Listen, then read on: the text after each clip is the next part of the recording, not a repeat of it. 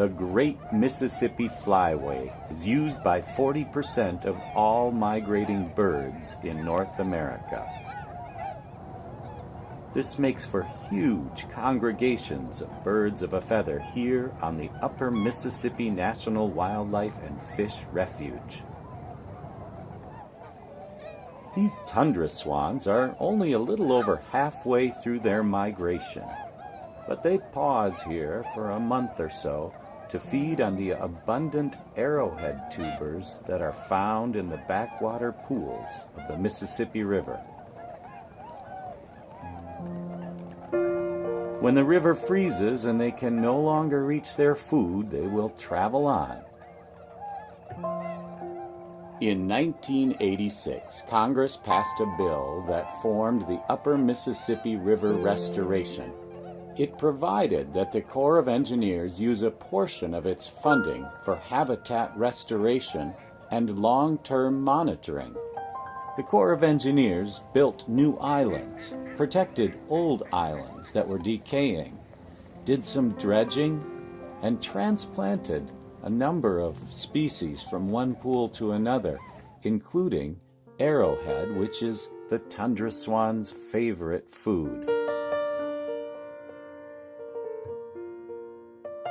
These efforts were extremely successful, especially here at this project at Brownsville, Minnesota.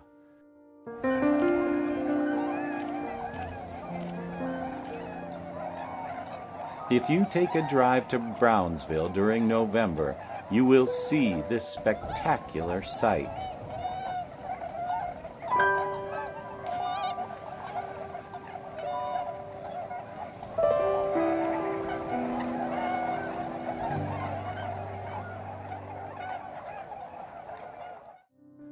Another species that gathers in great numbers on the Mississippi Flyway is the canvasback, the king of ducks.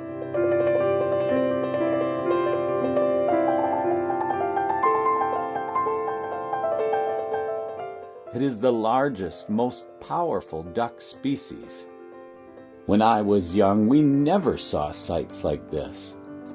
In fact, when I was young, their numbers were so few that it was illegal to harvest a canvasback.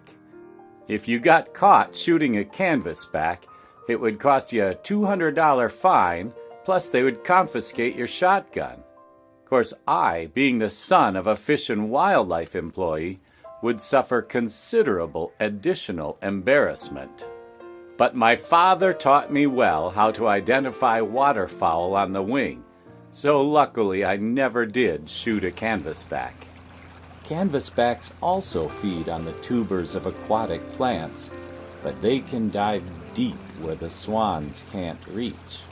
Their population has come back so successfully that hunters are now allowed to take one canvasback a day.